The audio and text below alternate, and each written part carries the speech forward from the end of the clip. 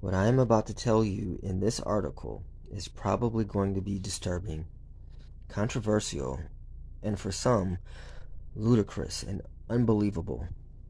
But everything that you are going to read is the truth to the best of my knowledge as I remember it.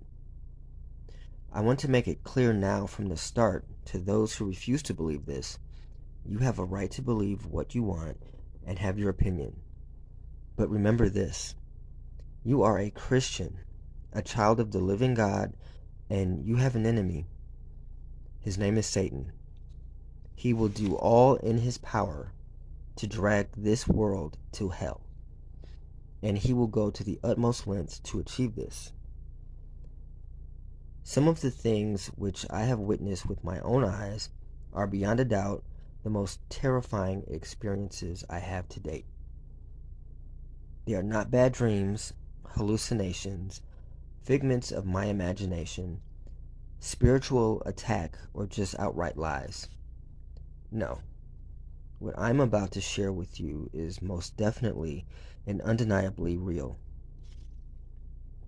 I hope that through this article you will see UFOs in a completely different light from what they are portrayed. They are not peaceful space brothers waiting till man is ready to accept them. Rather, they are demonic creatures wishing to deceive and manipulate mankind. We must not be biased by our fanciful thinking influenced by science fiction such as Star Trek and Star Wars regarding life on other universes. We must take an honest look at the true nature of UFOs. This article will be broken into 5 chapters.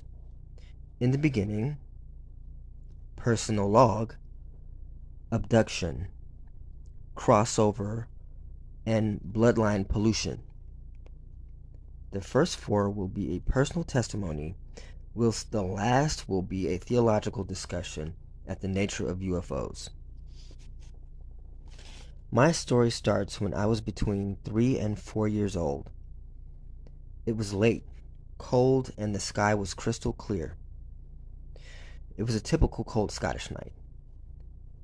The date approximately was 1975. My dad was in the Navy and at that time was away at sea. My mother was driving us back from some friends. I remember looking up into the starry night sky. It was so deep and beautiful, enormous and truly awesome. My gaze then averted to an orange star. It was much, much larger than any other star, and it was a rich amber. There it was, completely still, inanimate. Yet even as a child, I remember a chilling feeling that this star was somehow watching me. From that night on, my life would never be the same again. I have no idea what time it was, but I was awoken by a loud noise coming from outside the house. It was a noise unlike anything I had heard before.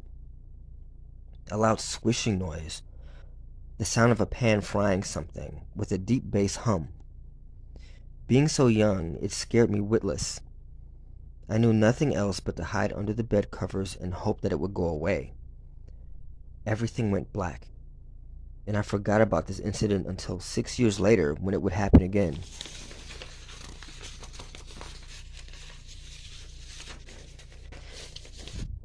That night set events in motion that would open me up to a whole new world which I didn't want to know about. The demonic spirit realm. No, let me do that over. That night set events in motion that would open me up to a whole new world which I didn't want to know about. The demonic spirit realm. They say it is unusual to have clear memories from such a young age, but due to my experiences, my childhood was snapped short. I can remember my 3rd birthday as though it were yesterday. I can tell you what I had to eat and what I did on that day. I still remember the scent of certain trees I was playing on. It's all so clear. Because of my forced development and consciousness of my surroundings, I began to see there was more to life than what could be perceived by the natural 5 senses. Because of my forced development and consciousness of my surroundings, I began to see there was more to life than what could be perceived by my natural five senses.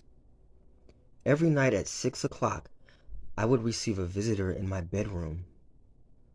It would start with a quiet rhythmic banging noise. Bang, bang, bang, bang.